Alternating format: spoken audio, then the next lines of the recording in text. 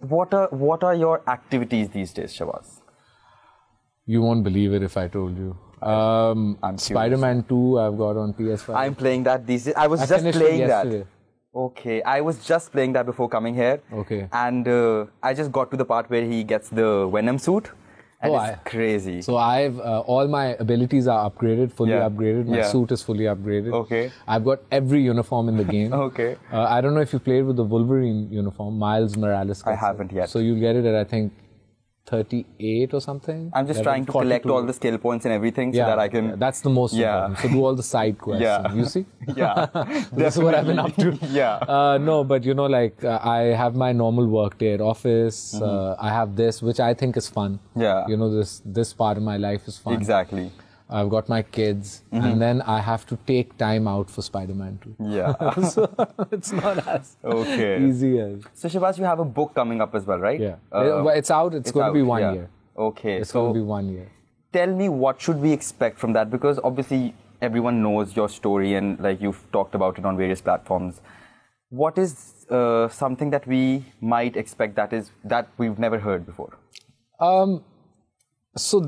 Mushkil sawal hai.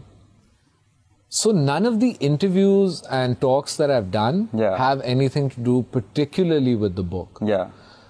The book is very intense. Or agar aap mere se mile, to I'm not a very intense guy. And you probably wouldn't feel that I'm someone who's had a very traumatic or intense experience either, because I'm pretty laid back.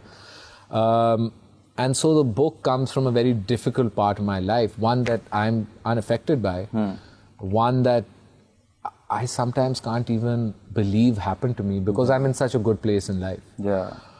But it's very much a part of me. Yeah. And when I had to write this book, I had to go to that very dark place that I was in for a very long time, remember those feelings chronologically, and then produce this piece of literature so that when you read it, you connect with me. You know, there are a lot of books about tragedies and traumatic events, but you go 3 pages in and you're just done with it.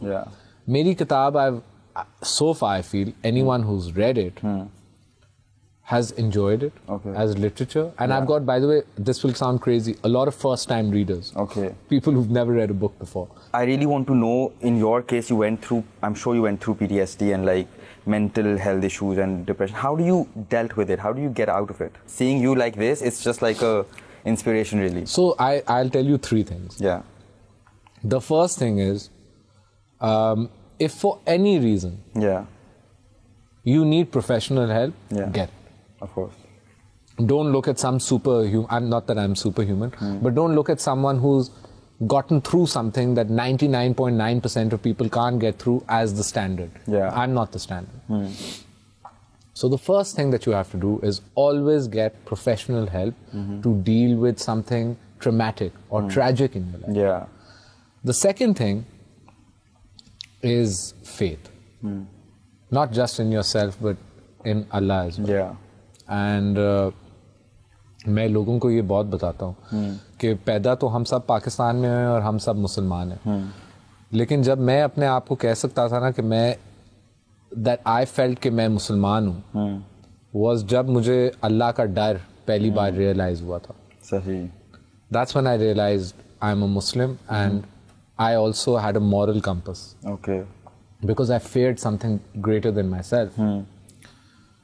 So faith. No matter what your obstacle is, put your trust in Allah and have faith in yourself. Believe that I can do this. Definitely. And my third thing is my family. That's my foundation. That's my pillar.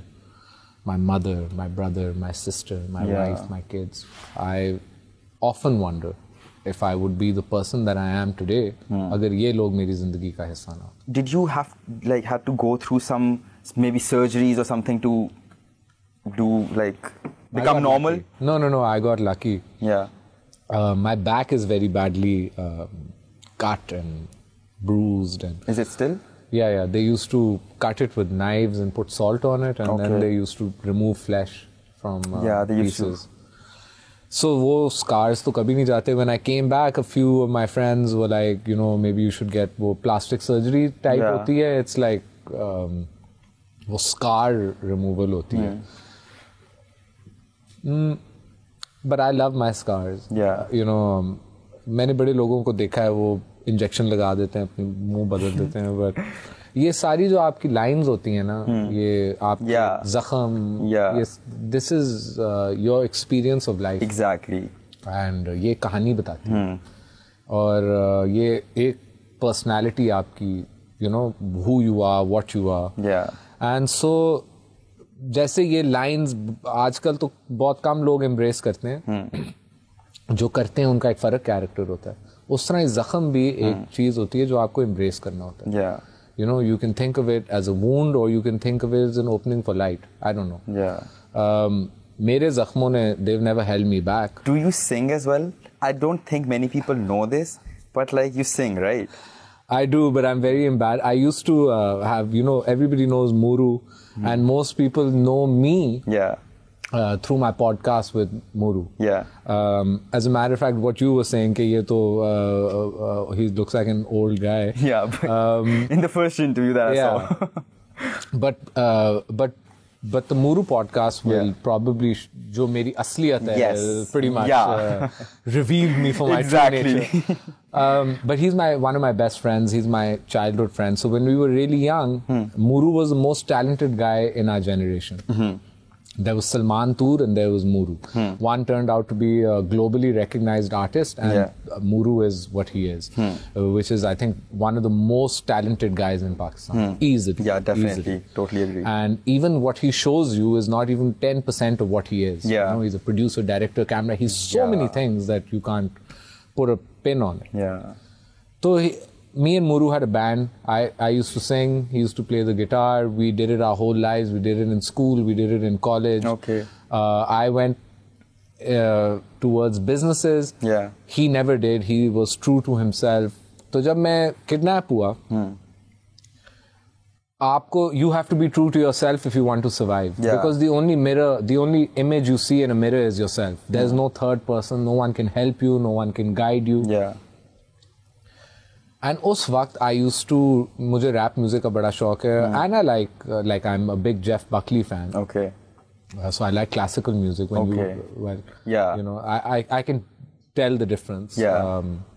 But I started singing during my captivity, and I started doing all the things that I felt maybe in life I didn't do. Like I always wanted to be a stand-up comedian. Okay. And all my friends think I'm hilarious, and you know, when we were younger, I just take the mic और मैं अपने एक दोस्त को निशाना बनाता था और 10 बैठे होते थे, but it would be hilarious. Yeah. So I started doing all these things, and then I wrote these 4 songs. Yeah. I wrote one for my father, I wrote one for my mother, for my brother, my sister. And when I came back, I showed them. I've never shown them to anyone. They're not in my book. Okay. It's a very personal thing. Yeah. I shared them with Muru. He loved them. I asked him to sing it. He refused. Okay.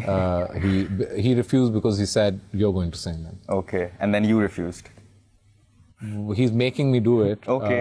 So nice. 2 of my friends, Rakeh Jameel, I don't know if you've heard of him, but he's also a producer. He works with Coke Studio. Okay. He works with Noori. He works with a lot of big guys. Like I told you, I live under a rock, so that's my bad. Great guy. Yeah. I recorded one in his studio. I've got one on my Instagram. Okay. It's very embarrassing. And so I want to do it with Muru. I feel like me and Muru have this connection that's very difficult because we've grown up together. We explored our artistry together. But yeah, so I do it, but nobody knows about it. And the only time you can catch me singing is in the bathroom. Okay.